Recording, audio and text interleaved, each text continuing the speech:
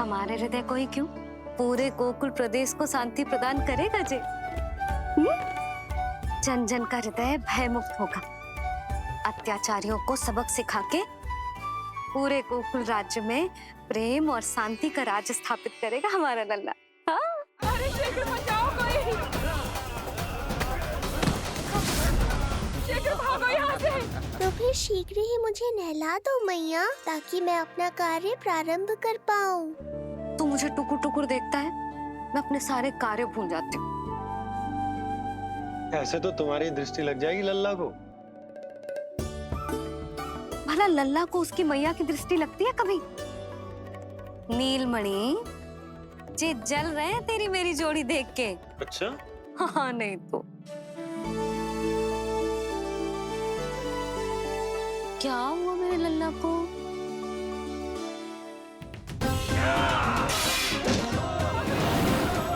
शीघ्र बता, कहाँ है विष्णु? ओहो, देर हो रही है। अब तो एक ही उपाय बचा है मेरे पास। ओ, क्या हुआ लल्ला को? हाँ, लल्ला को भूख लगो है? मैं लल्ला को दूध पिलाती हूँ। अरे मैया, दूध के लिए नहीं रो रहा हूँ मैं। इसकी लंगोट देख लो, कहीं गीली तो नहीं हो गई है। संभव ही ना है, अभी कुछ क्षण पहले तो बदली थी। क्या हुआ?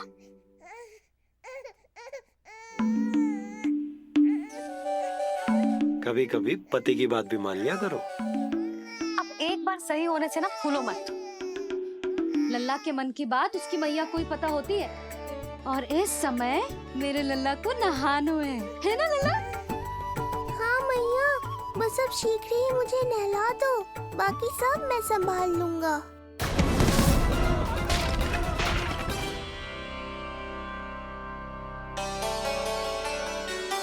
अब मैं अपने लल्ला को अच्छे से नहलाऊंगी, बिल्कुल वैसे ही जैसे उस माई ने सिखाया था।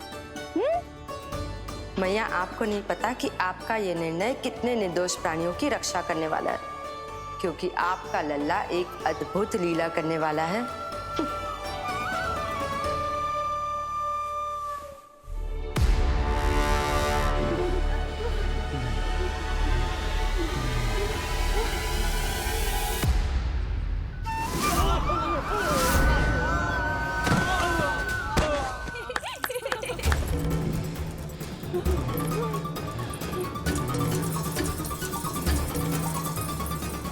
सबसे पहले करूंगी तेल मालिश और फिर थोड़ी सी कसरत।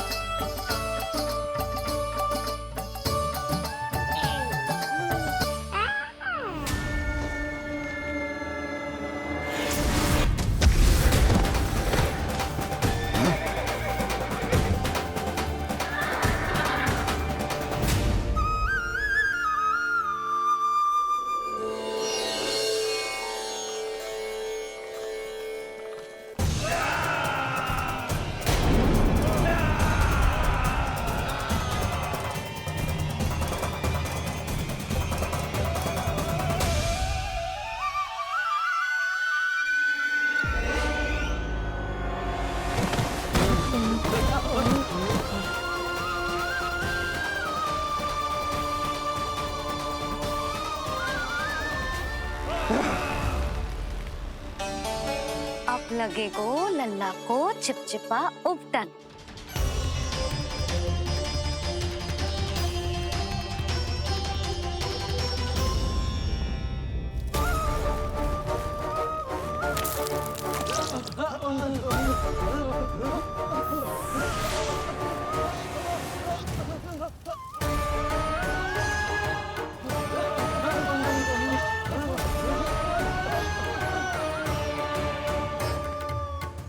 अब उपटन को सुखानो है ना, तो मैया और लल्ला बैठेंगे धूप में।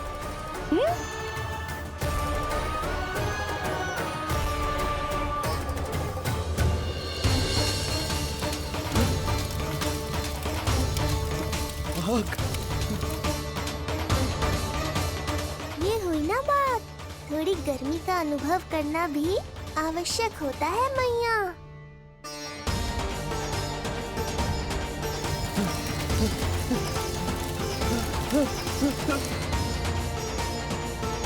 अरे मूर्खों, खड़े खड़े क्या देख रहे हो? पानी लो, बचाओ मुझे।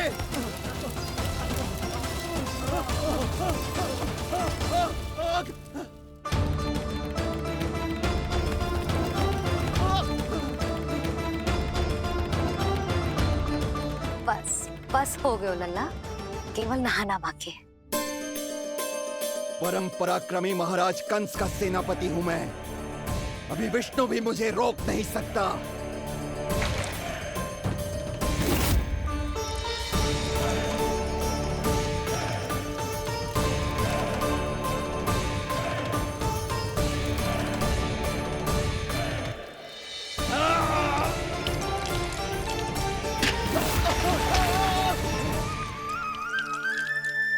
पानी बहुत गर्म तो ना है? तेरे लिए तो नहीं, पर इन राक्षसों के लिए बहुत गर्म है ये जल।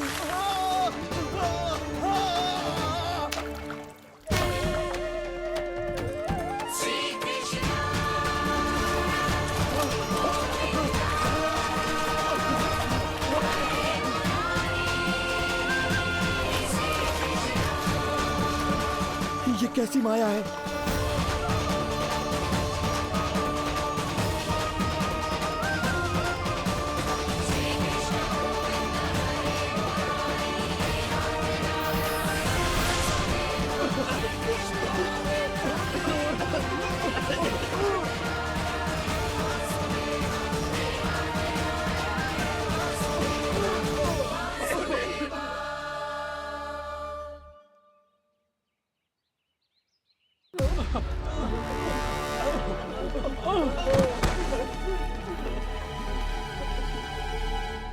स्नान समाप्त।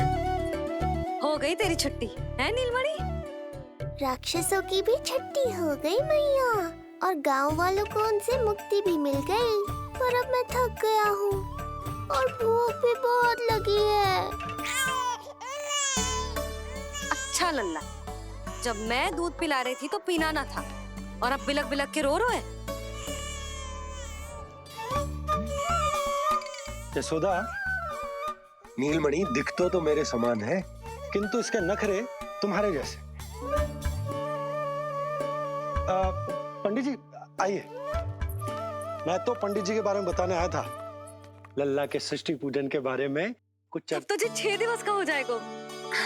हाँ यशोदा रानी, उस दिन से आप अपने लल्ला को नया वस्त्र पहनाएंगी। मैं सबसे अच्छे वस्त्र चुनूंगी अपने लल्ला के लिए। पंडित जी, आप केशव भैया से कह देंगे आने को। आसपास के सभी गांव में ना सबसे अच्छी पोशाक वही सिलते हैं। यशोदा, तुम पंडित जी को काम सौंप रही हो, मैं चला जाऊंगा। अरे पर केशव भैया का घर देवी मंदिर के रास्ते में ही पड़ता है, पंडित जी को कोई कष्ट ना होगा, है ना पंडित जी? हाँ यशोदा रानी, कष्ट का प्रश्न कहाँ उठतो है। मैं संदेश दे दूंगा। आज्ञा दीजिए। अब मैं अपने लल्ला के लिए ऐसे वस्त्र सिलवाऊंगी जो आज तक पूरे गोकुल में किसी और बालक ने ना पहने हो।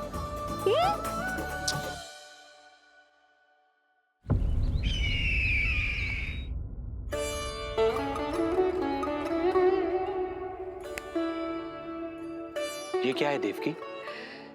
ये देखिए स्वामी, ये वस्त्र मैंने अपने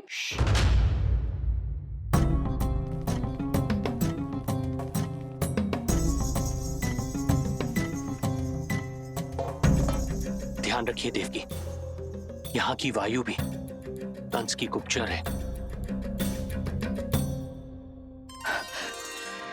किंतु स्वामी ये तो बताइए, ये वस्त्र कैसा है?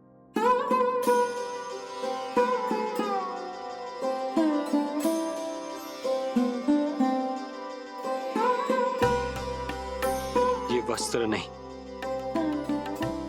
अपनी ममता सी ली है आपने। उस पे ये वस्त्र बहुत अच्छा लगेगा।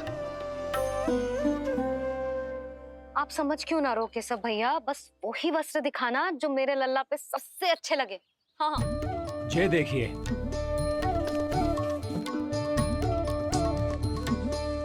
अभी तक एक में भी आनंद ना हो है केशव भैया, है कि नहीं नीलमणि? ये भी ना बोल रहे हो, आप और दिखाओ ना। इतने सारे वस्त्र पहनो तो कोई एक ही है ना यशोदा? हाँ, किंतु छांटना तो पड़ेगा ना, सबसे अच्छा वाला पहनाना है कि ना? केशव भैया वो वाला दिखाओ। ये वाली? हाँ लल्ला,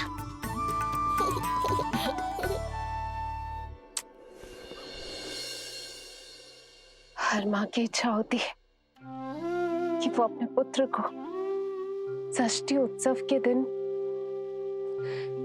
सबसे अच्छे वस्त्र पहनाए।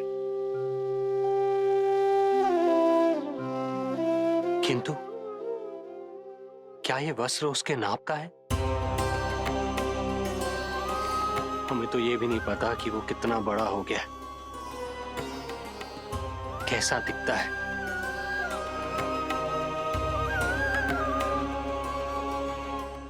ये पहरेदारों ने दिया है। देवकी, हम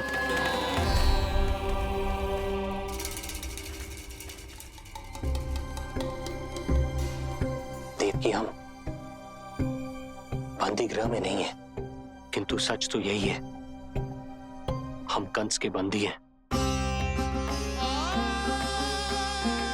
काश कोई उपाय होता, किसी प्रकार हमारा पुत्र तुम्हारे सिले ये वस्त्र पहन पाता। काश।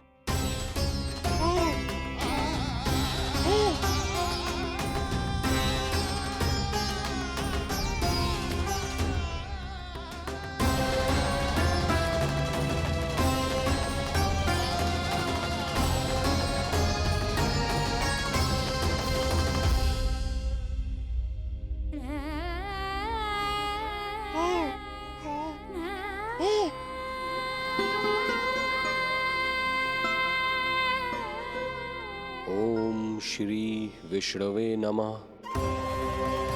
ओम श्री विष्णवे नमः। ओम श्री विष्णवे नमः।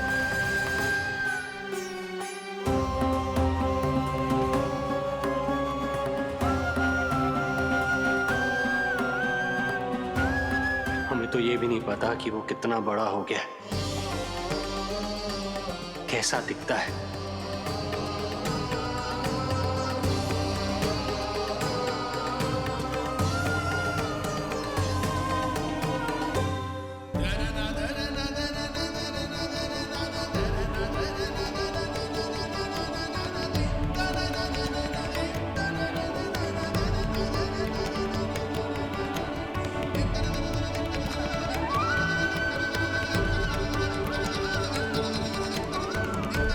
ओम श्री विष्णवे नमः।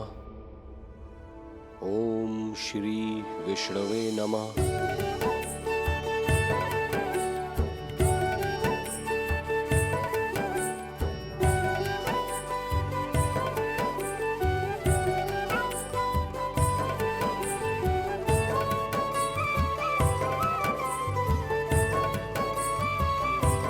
ओम श्री विष्णवे नमः।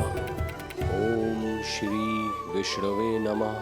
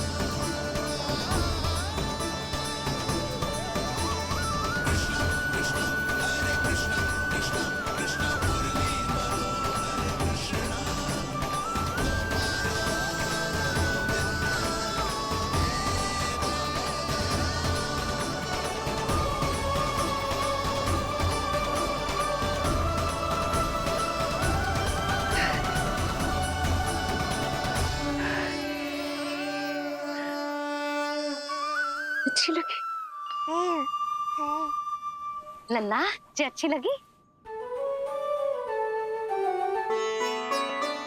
यशोदा, ये सब क्या है? नारायण का धन्यवाद जो आपको भेज दियो भाभी। एक वस्त्र के चुनाव में सुबह से दोपहर हो गई। अब मैं तो उचित चुनाव में सहायता कर ना पायो, परंतु आप अवश्य कर दोगी, पूरा भरोसा है मुझे। मैं चलता हूं।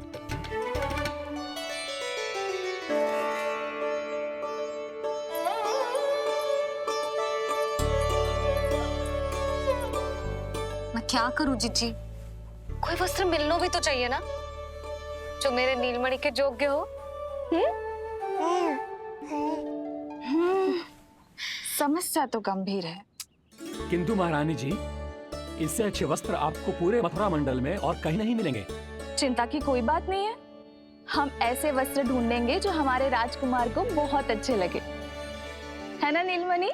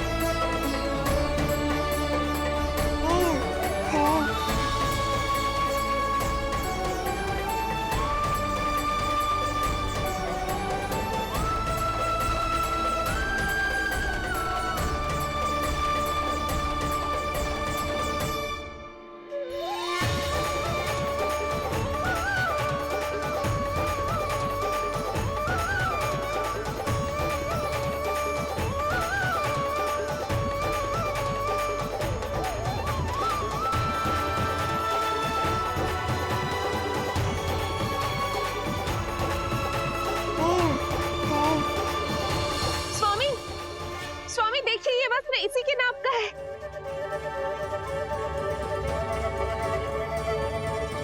ये बिल्कुल सही नाप है स्वामी।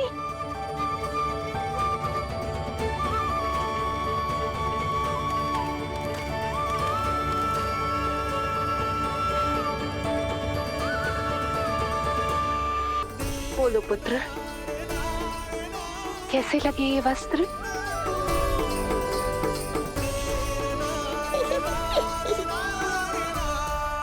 हम नीलमणि से ही पूछ लेते हैं। बताओ लल्ला, तुम्हें कौन से वस्त्र अच्छे लग रहे हैं? बताओ। हाँ, बस एक बार संकेत दे दे लल्ला।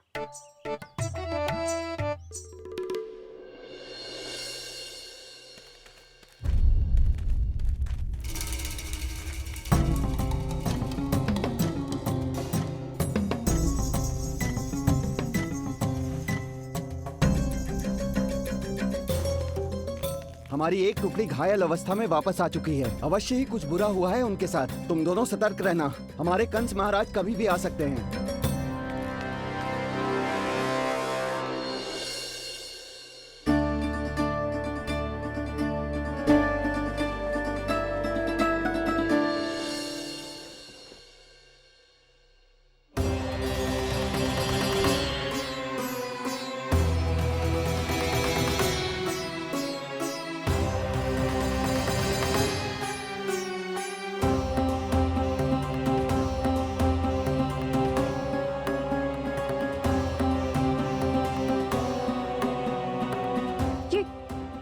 ये वस्त्र कहाँ गए? अवश्य ही हमने स्वप्न देखा होगा देवकी। यदि स्वप्न था तो मेरे बनाए वस्त्र कहाँ गए स्वामी?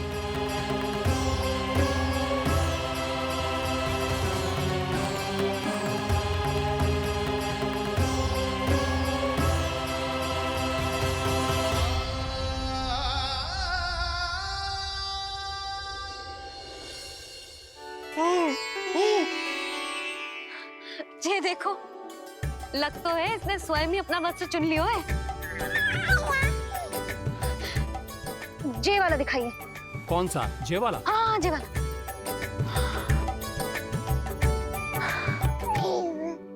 हाँ, अब उठाया है आपने सही वक्त। क्या केशव भैया, तब से जो सिली हुई पोशाक रखो है आपने, और हमें तब से आप पूरा वस्त्र दिखा रहे थे।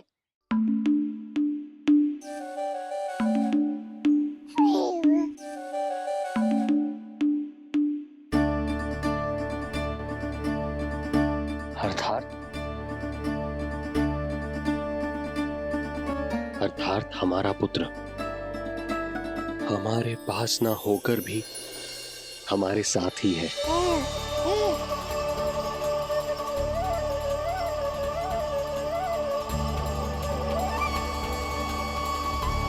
सही कहा स्वामी, हमारे पुत्र को मेरे बनाए गए वस्त्र पसंद आए।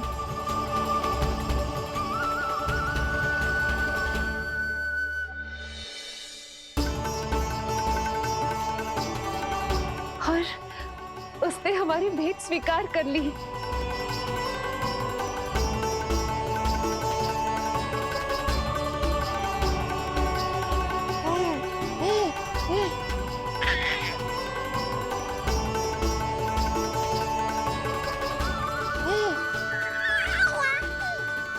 आपकी लीला अद्भुत है प्रभु।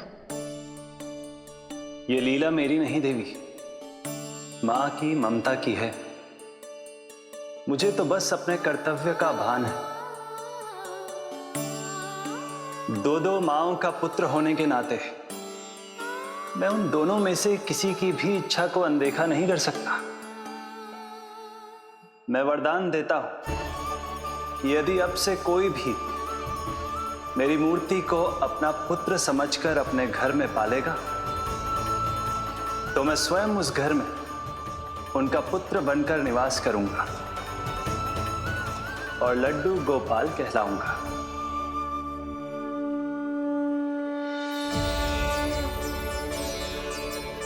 प्रभु, आप जहां होंगे मुझे तो वहां होना ही है। आज से मैं भी उस घर में सुख और समृद्धि के रूप में वास करूंगी और उस घर के प्राणियों की प्रत्येक इच्छा पूर्ण करूंगी। मैं बहुत प्रसन्न हूँ आज, क्योंकि मेरी मैया भी प्रसन्न है और माँ भी।